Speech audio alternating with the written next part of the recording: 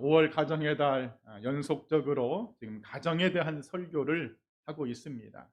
오늘은 하나님께 좀 기억이 되는 가정이 되자, 이런 주제를 가지고 말씀을 증거하고자 합니다. 우리가 살면서 누군가가 나를 기억해 준다면 참 기분 좋은 일입니다. 언젠가 제가 섬겼던 지휘자로 섬겼던 교회에서 말씀을 증거할 일이 있어서 말씀을 증거했습니다. 시간이 굉장히 오래 지났어요. 다 설교를 끝난 다음에 예배 후에 인사를 하는데 어떤 분이 막 찾아오셔서 제 손을 잡으시면서 목사님, 목사님, 저를 혹시 기억하세요? 저를 혹시 제가 누군지 아십니까? 제가 한눈에 보고 아이고 아무개 권사님 아니시냐고, 여전히 아름다우시다고 했더니 그분이 그냥 너무 좋아가지고 어떻게 지금까지 내 이름을 기억하고 계시냐고 하면서 너무 반가워하셨던 그 얼굴이 모습이 떠오릅니다. 사람도요, 누군가 나를 기억해주고 내 특히나 이름을 기억해준다면 너무나 기분 좋은 일인데, 오늘 성경 말씀에 보았더니 하나님이 기억해 주시는 사람, 하나님이 기억하신 바 된 가정이 나옵니다. 가정. 성경에는요, 많은 가정들이 소개가 되고 있습니다. 하지만 그런 가정들이라고 할지라도, 시대적으로 같은 시대의 가정이라고 할지라도 하나님 앞에 기억되는 가정이 있는가 하면 때때로 하나님 앞에 징계를 받는 가정들도 있습니다. 자, 예를 들어 사사시대의 엘리의 가정과 한나의 가정이 있습니다. 지금으로 말하면 엘리의 가정은 제사장의 가정입니다. 실로라는 대도시에 살고 있어요. 상당히 좋은 가정이죠. 반면에 한나의 가정은 조금 사는 형편은 돈도 있었고 좋았지만은 에브라임 산지에 삽니다. 오늘날로 말하면 강원도 산골짜기에 사는 그런 집안인데, 하나님은 어떤 가정에 더 주목하시고 어떤 가정을 더 기억하시느냐? 성경을 봤더니 한나의 가정을 주목하십니다. 여호와께서 그를 생각하신지라. 또 베냐민 지파의 기스의 사람의 가정이 있고, 유다 지파의 베들레헴 촌동네 사는 이세라는 사람의 가정이 있어요. 이 두 가정에서 이스라엘의 왕이 탄생되었습니다. 하지만 하나님은 누구의 가정에 더 관심을 갖고 그 가정을 주목하시고 기억하시느냐? 다윗 왕을 배출한 이세의 가정을 더 기억하십니다. 다시 말해 하나님이 더 관심을 갖고 바라보시는, 기억하시는 가정이 있다 없다? 있다는 사실이요. 그런데 오늘 본문에 고넬료라는 사람의 가정이 하나님이 기억하시는 가정이라고 분명하게 소개가 되고 있습니다. 본문 4절 하반절에 기억하신 바 되었으니. 여러분, 이 세상에는 많은 가정들이 있습니다. 특히나 예수님을 믿는 가정들이 있습니다. 하지만 그 신앙의 가정들이라고 할지라도 전부 형편과 처지가 다르죠. 어떤 가정들은 물질이 많은 크리스천 가정이 있을 수 있고, 예수님은 잘 믿어도 왠지 모르게 경제적으로 늘 어려운 가정이 있을 수 있습니다. 어떤 집은 대충 믿는 것 같은데도 아주 막 특출한 인물을 배출하는 가정이 있는가 하면, 어떤 가정은 그렇게 헌신하고 충성해도 별로 그렇게 두각을 나타내지 못하는 가정이 있을 수 있습니다. 여러분, 그러나 진짜 중요한 것은 하나님이 그 가정을 사랑하시느냐, 하나님이 그 가정을 기쁘게 보시느냐, 하나님이 그 가정을 주목하시느냐, 그 가정을 기억하시느냐, 그 가정을 기뻐하시느냐, 그것이 가장 중요한 줄 믿습니다. 바라기는 우리 신실의 가정들, 여러분의 가정들이 하나님이 기뻐하고 주목하고 하나님도 관심을 갖는 그런 가정들이 되어야 할 줄 믿습니다. 자, 그래 이 시간에 본문을 가지고 이 고넬료의 가정은 어떤 가정이었기에 하나님 앞에 기억되신 바 되었는지 말씀을 통해 은혜를 나눌 때에 여러분의 모든 가정들이 하나님께서 기억하시고 사랑의 눈빛으로 바라보시는 그런 축복의 가정들이 되기를 주님의 이름으로 간절히 축원드립니다. 자, 그러면 고넬료의 가정은 어떤 가정이었을까? 한번 따라합시다. 여호와를 경외하였다. 오늘 본문 2절에 온 집안과 더불어 하나님을 경외하며 하나님을 경외했다는 것이죠. 여러분, 고넬료라는 사람의 이름의 뜻은 창과 뿔과 능력을 상징합니다. 이 고넬료의 가정은 로마 군인의 백부장의 가정입니다. 이 사람이 어디에서 근무를 했느냐?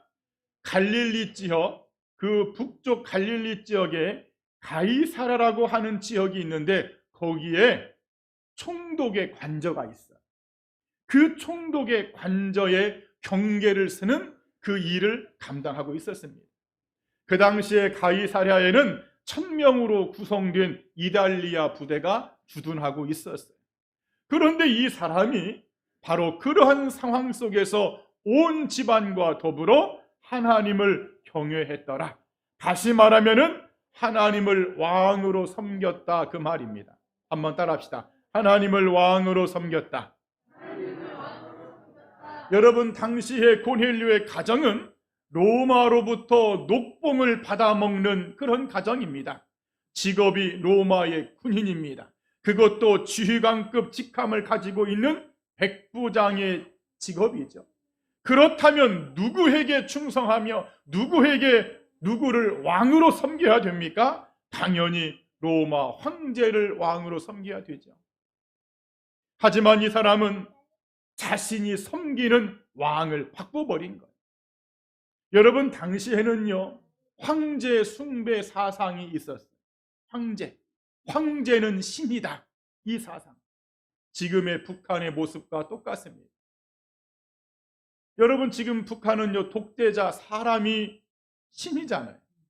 어느 정도 우상 숭배가 되었느냐? 만일에 막 집에 불이 났다 그러면 사람을 살리고 그 집안에 있는 귀중품들 뭐 이런 것들을 막 끄지고 나와야 되는데, 그런 거 가지고 나오면 큰일 납니다. 뭘 가지고 나와야 돼요?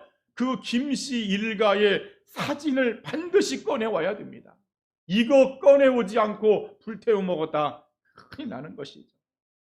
당시의 로마 황제는 신이었기 때문에 바로 그런 권력 앞에서 이 고넬료가 자기 황제, 그 왕을 뒤로 하고 하나님을 왕으로 섬겼다는 것이죠.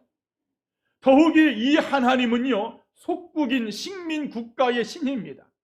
당시에 로마는 이스라엘을 지배하고 있었어요. 옛날에 일본이 우리나라를 지배했던 것처럼, 여러분, 그래서 우리나라도요, 여러분, 엄청난 일이 있었잖아요. 막 천황을 숭배해야 된다고 해서 예배 드릴 때마다 천황을 사진을 앞에 걸어놓고 절을 하고, 이게 전부 다 우상 숭배 사상이거든요. 그렇기 때문에 이 식민 국가의 신을 섬긴다는 것은 사실상 이건 말도 안 되는 일이죠. 아니, 그리고도 어떤 신이 자기 국가, 자기 민족을 남의 나라 속국으로 만든단 말입니까? 그런 형편없는 신이 어디 있단 말입니까? 그런데 그런 하나님을 경유했다는 것, 그런 하나님을 왕으로 섬겼다는 것은 이 사람의 가정이 지금 목숨을 건 것과 별반 차이가 없습니다. 자신의 개인의 목숨만 건 것이 아니라 자기의 직업과 가정, 모든 자녀들의 가정 전체를 목숨을 건 것이죠. 여러분들, 하나님을 경외하는 일에 목숨을 걸기를 축원드립니다. 하나님을 믿는 일에는 여러분 목숨을 걸어야 돼요. 그리고 또 하나님을 경외했다는 말은 하나님 중심으로 예배하는 가정이 되었다는 것을 의미합니다. 예배. 여러분, 우리가 하나님, 나는 하나님을 사랑합니다. 나는 하나님 없이는 살 수 없습니다. 나는 하나님을 의지합니다. 하나님이 내 인생의 최고입니다. 여러분, 우리가 별별 말들을 다 할지라도 그 증거가 되는 것은 예배입니다. 한번 따라합시다. 증거는 예배다. 증거는 예배입니다. 예배를 드리지 않는 사람, 예배를 드리지 않는 가정이 하나님을 경외하는 가정이다. 예배를 무시하고 예배를 사모하지 않는 가정이 하나님을 사랑하는 가정이다. 절대 그럴 수 없습니다. 하나님을 경외하는 가정이라면 예배 드리는 일에는 최선을 다해야 되고 어찌 보면은 목숨까지 내놔야 됩니다. 이 사람처럼. 여러분, 경외라는 단어에는 두려움이라는 뜻이 내포되어 있어요. 경외, 두려움.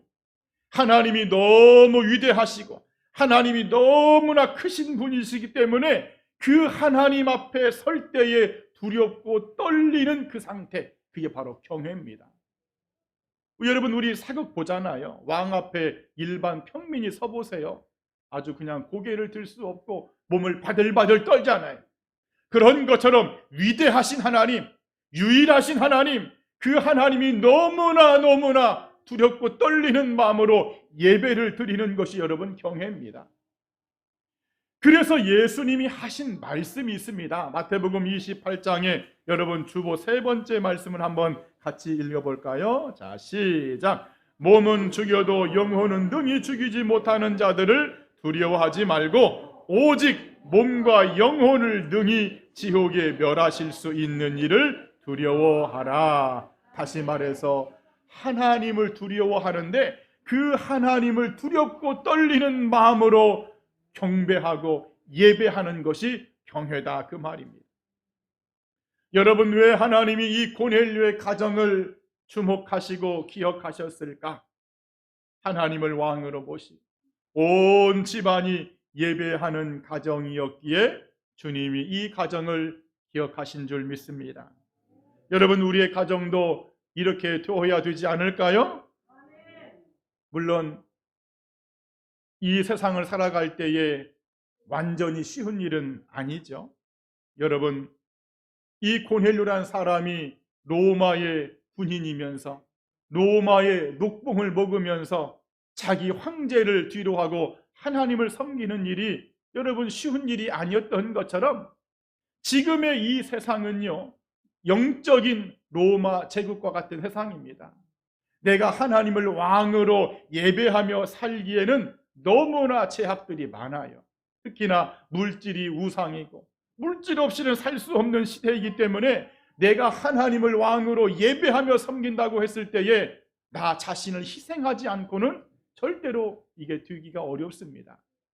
여러분, 그럼에도 여러분이 하나님을 진실로 경외하기만 한다면, 그리고 그 하나님이 여러분의 인생과 여러분의 가정을 주목하시고 기억하시기만 한다면 여러분 뜻밖의 하나님의 축복이 여러분의 가정에 임할 줄 믿습니다.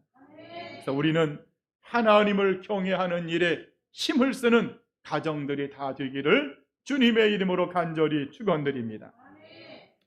또 두 번째, 이 고넬료의 가정은 어떤 가정이었기에 주님께 기억되었을까? 한번 따라합시다. 항상 기도하였다.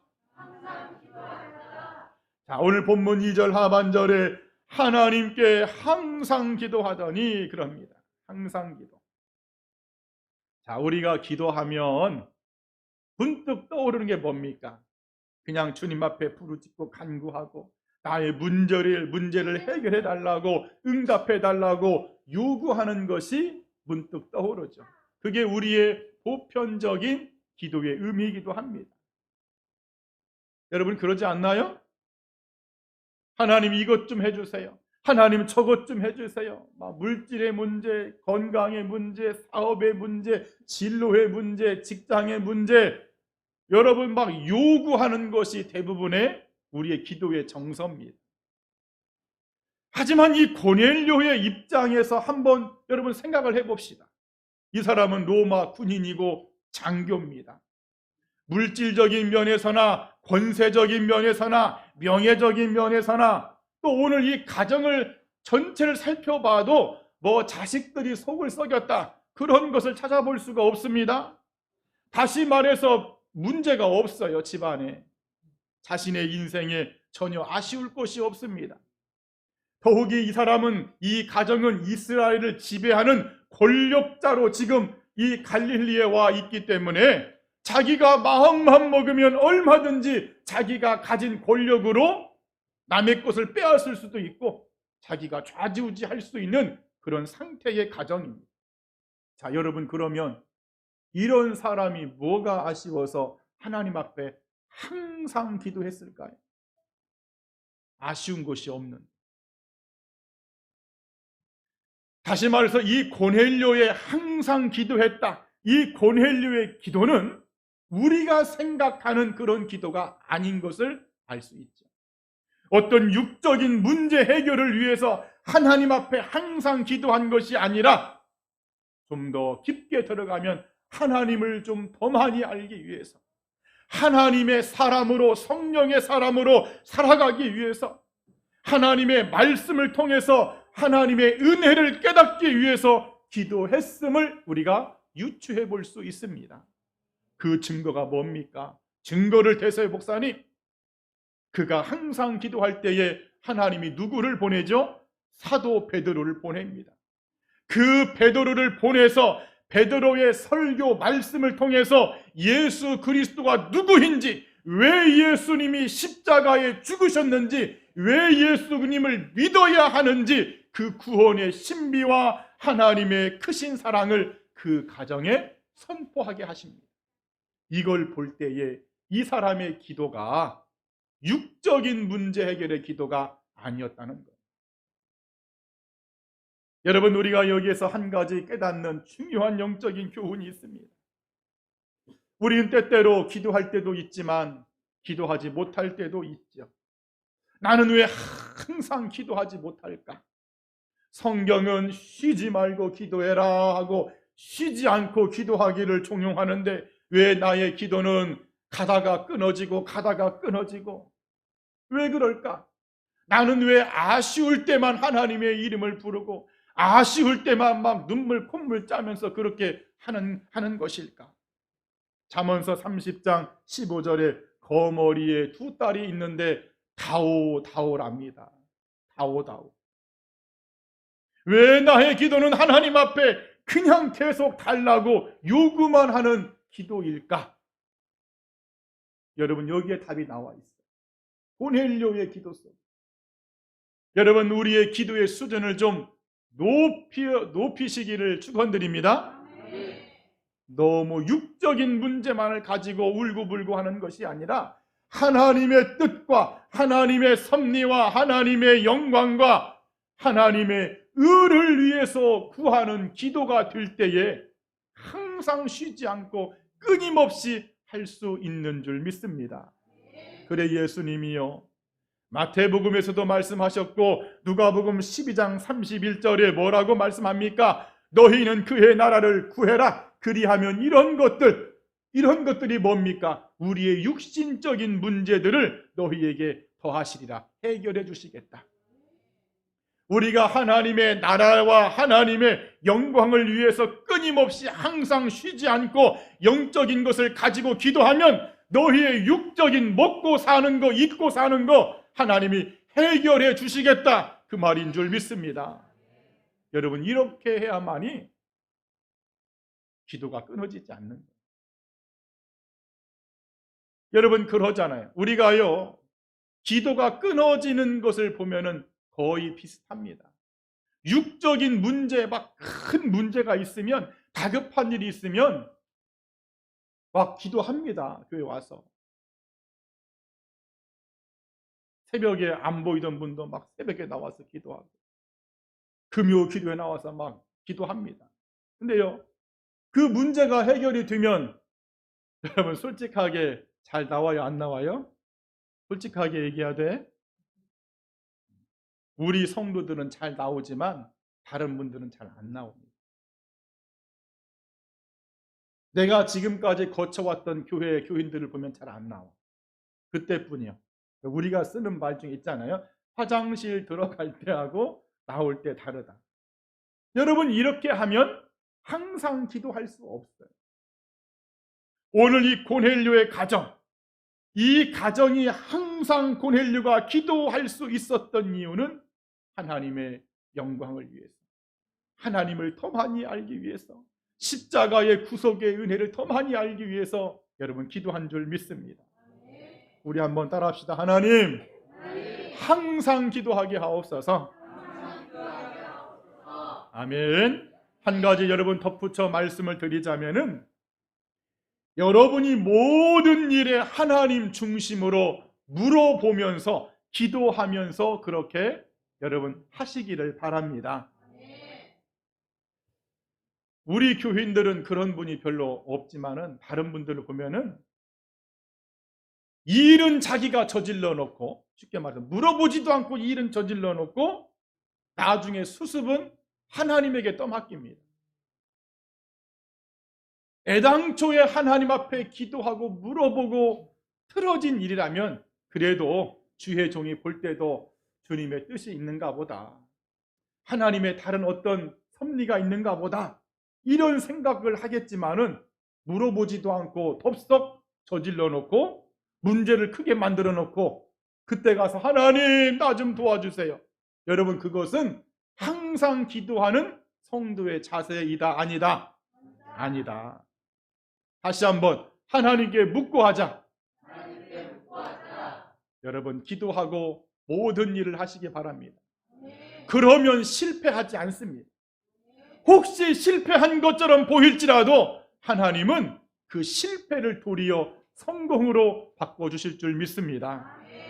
여러분, 영적인 기도는 항상 할 수 있어요. 여러분, 교회의 부흥과 성장을 위해서 여러분 기도 항상 할 수 있잖아요. 하나님의 영광을 구하는 기도는 쉼이 있을 수 없습니다. 그래, 이런 기도가 여러분의 입술에, 우리의 가정에 끊어지지 아니하므로 하나님이 여러분의 가정을 주목하시고 관심을 가지시고 기억하는 은혜와 축복이 있기를 이 아침에 간절히 축원드립니다. 자, 마지막 세 번째, 이 고넬료의 가정이 어떤 가정이었기에 하나님이 기억했을까? 한번 따라합시다. 베드로 앞에 엎드렸다. 본문 25절이죠. 마침 베드로가 들어올 때에 고넬료가 맞아 발 아래 엎드려 절하니, 이런 말씀이 있습니다. 여러분, 이 모습은 어떤 모습이냐? 하나님의 질서에 복종하는 베드로의 모습, 아니 고넬료의 모습, 고넬료의 가정의 모습입니다. 2000년 당시에 로마가 세계를 지배했습니다. 인구의 분포도를 보면 로마의 시민권자를 가진 사람이 25%, 일반 평민 25%, 노예하고 종들이 무려 50%였다고 합니다. 그러니까 당시에 로마 시민권자로만 살아도 이것은 어마어마한 특권입니다. 그런데 이 고넬료의 가정은 로마 시민권자의 가정인데다가 직업이 군인입니다. 여러분, 그 옛날에 군인 여러분 무시무시하잖아. 지금이나 하니까 우리가 뭐 민주주의 해가지고 군인들을 좀 우습게 알지만 여러분, 우리 다 압니다. 이 군인의 힘이 얼마나 센지. 그것도 백부장 장교 집안의 가정입니다.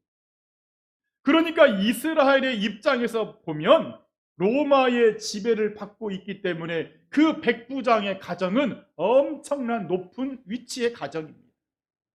반면에 베드로는요, 세상적으로 보면 갈릴리 출신의 어부입니다. 더욱이 로마의 지금 식민 백성이기 때문에 고넬료가 베드로 앞에 절을 할 필요가 없습니다. 특히나 고넬료는 군인이기 때문에 군인의 신분과 특성상 명령 체계에 의해서 움직이기 때문에 높은 사람이 아랫사람에게 무릎을 꿇는 일은 있을 수 없지요. 그러니까 이 고넬료가 이런 베드로 앞에 절을 했다는 것은 인간적으로 볼 때 이것은 말도 안 되는 장면이 펼쳐진 거예요. 그러나 오늘 고넬료와 그 가정은 이 베드로를 누구로 보았느냐? 하나님의 종으로 보았습니다. 최고로 높으신 하나님, 최고의 신이시고 왕이신 그 하나님의 대리자로 베드로를 보았다, 그 말입니다. 발 아래 엎드려 절을 하였더라.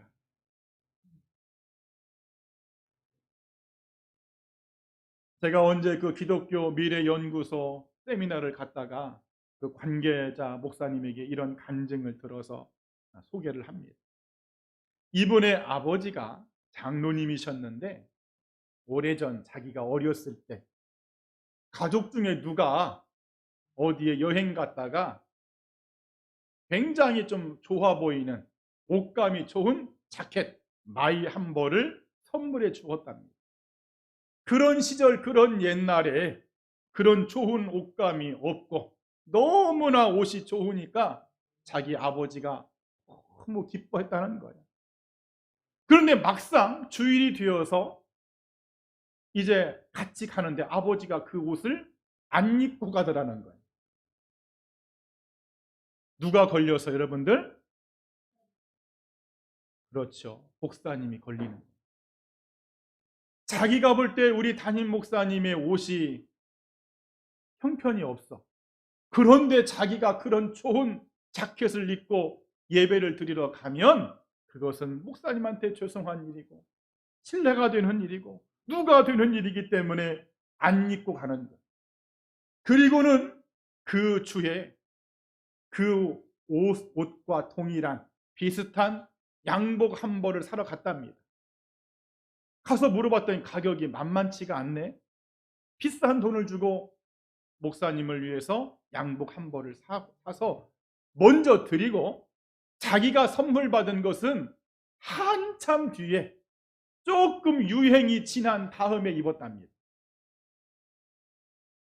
여러분 오해하지 마세요. 아이고 목사님이 지금 옷사네라고 지금 저 얘기하는가 보다. 맨날 이 양복만 입고 다니더만 지금 옷사네라고. 여러분 그거 아닙니다. 지금 이 제가 하는 핵심은 그것이 아니라 또 이분도 간증의 핵심이 이것이 아니라 그런 영적인 체계와 질서를 아는 아버지가 있었기에 자기가 이렇게 됐다는 거예요. 자기는 너무 망난이었고 음주 가무를 즐겼고 누가 봐도 자기가 자기를 봐도 너무나 불량스러운 아들이었고 부모의 근심거리였고 아이고 얘가 앞으로 커서 어떻게 될 것인가 그러고 그냥 한숨만 쉬었던 그런 아들이었는데 오히려 자기가 지금 이런 훌륭한 목회자가 되어 있는 것이 바로 그 아버지의 은혜였다고. 여러분 하나님은 어떤 사람 어떤 가정을 주목하시고 기억하시느냐? 세상의 지위가 아니라 하나님의 질서와 영적인 체계를 따라서 특히나 하나님의 일들, 특히나 주의 종들을 잘 도와서 협력하고 그 하나님의 나라와 영광을 위해서 섬기는 가정을 기억하시는 줄 믿습니다. 여러분 그래 히브리서 13장 17절에 우리 주보 6번과 7번 말씀을 한번 같이 읽어보도록 합니다. 시작! 너희를 인도하는 자들에게 순종하고 복종하라. 그들은 너희 영혼을 위하여 경성하기를 자신들이 청산할 자인 것 같이 하느니라. 그들로 하여금 즐거움으로 이것을 하게 하고 근심으로 하게 하지 말라. 그렇지 않으면 너희에게 유익이 없느니라. 또 7번째 갈라디아서 6장 6절 시작! 가르침을 받는 자는 말씀을 가르치는 자와 모든 좋은 것을 함께하라. 아멘. 오늘 빌어서 저도 여러분들에게 감사 말씀을 드립니다. 여러분 감사합니다. 표정들이 왜 그래? 감사하다니까. 저의 말에 늘 따라주셔서 감사하고 순종해 주셔서 감사합니다. 이런저런 것으로 섬겨주셔서 감사합니다. 여러분 명절이라고 해서 여러분들 그렇게 교역자한테 여러분 선물 주는 교회 많지 않습니다. 제가 언젠가 섬겼던 교회는 교인이 뭐 1000몇 명인데도 목사님이 뭐 선물을 15개 받았다고 막 서운해가지고 광고한 적 내가 들은 적이 있어. 창피하고 부끄러운 일이지만 여러분 그렇습니다. 여러분들은 얼마나 섬겨주시는지 특히나 무례하게 행동하지 않아 주셔서 너무 감사합니다. 좀 받아줘 마음 좀. 여러분 감사합니다. 여러분 다른 교회들 보면은요 아주 막 과관도 아니야. 목회자의 막 멱살을 잡는 그런 교회들도 있고 여러분 무시무시합니다. 어쨌든 여러분들이 지금까지 잘 섬겨주셔서 제가 이렇게 지금 목회하고 있는데 여러분 앞으로도 지금처럼 열심히 교회를 위해서 여러분 저를 섬기는 것은 저를 섬기는 것이 아니야. 하나님의 영광과 나라와 의를 위해서 함께 우리가 지금 나가는 것입니다. 여러분들 서로 지금까지 해오셨던 것처럼만 열심히 그렇게 여러분 섬겨주시기를 바랍니다. 오늘 이 고넬료의 가정이 바로 그렇다는 거예요.